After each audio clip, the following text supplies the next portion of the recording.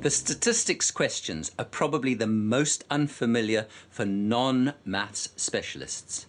These involve interpreting tables of figures and understanding graphs and charts, usually about pupil performance.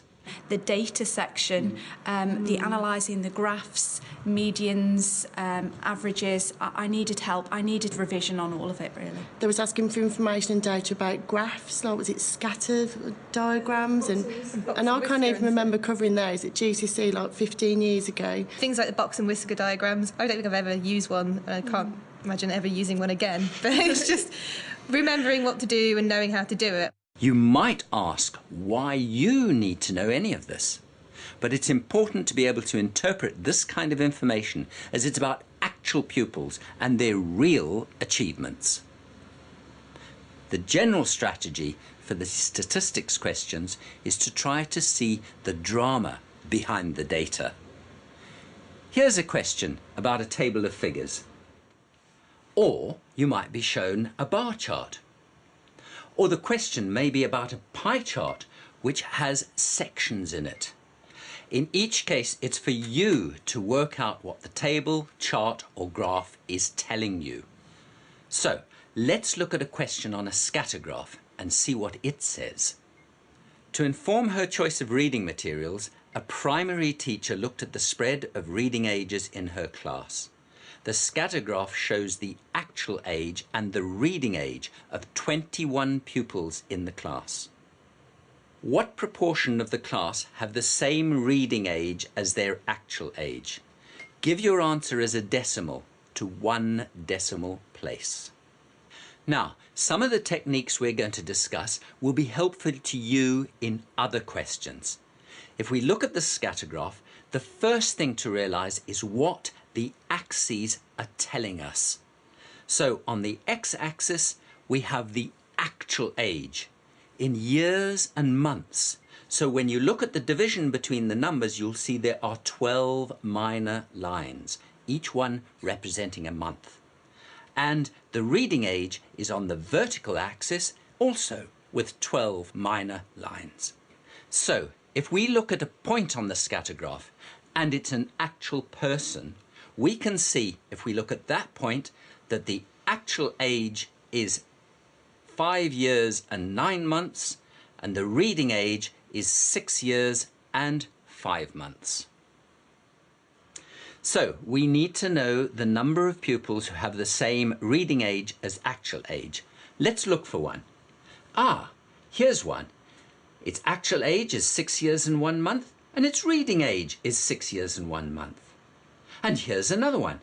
These are all connected on the same line. This diagonal line shows all the pupils who have the same reading age as actual age. So let's count the number of pupils on the line. 1, 2, 3, 4, 5, 6. So there are 6 pupils with the same reading age as actual age. But this is not the answer. Let's look at the question. It says, what proportion of the class have the same reading age as their actual age? So we now need to know how many pupils there are in the class as a whole. What do? Do we count up all the points on the scatter graph? Maybe we should read the question again at this point. It says, the scatter graph shows the actual age and reading age of 21 pupils in the class. So we're being told there's 21 pupils in the class. So there we have it. There are 6 pupils who have the same actual age as reading age, and there are 21 pupils in the class. So for the proportion, we have to calculate 6 out of 21. But the question says, give your answer as a decimal to 1 decimal place. That means the 6 out of 21 has to be calculated as a decimal. So we need the calculator, and we need to have 6 divided by 21. Then we get an answer. In this case, we need to round it up to the nearest 1 decimal point, and that means our answer is 0.3. And we then put that into the place on the screen, and we move on to the next question. It says, click on the pupil who has the greatest difference between their reading age and their actual age. The diagonal line shows us those pupils who have the same reading age and actual age. So if we could move that diagonal line up away from where it sits, the furthest point that it touches would be the pupil who had the greatest difference between their reading age and their actual age. You can't do this on the screen, but it gives you an imaginary way of achieving this. So, the person who is the furthest away from the diagonal line in my looking at it is this one. And we click on that one to show the answer. Now you can see it's changed colour. However, if you change your mind, you can choose another option just by clicking on it. However, I have chosen that one, and that's my answer to the question.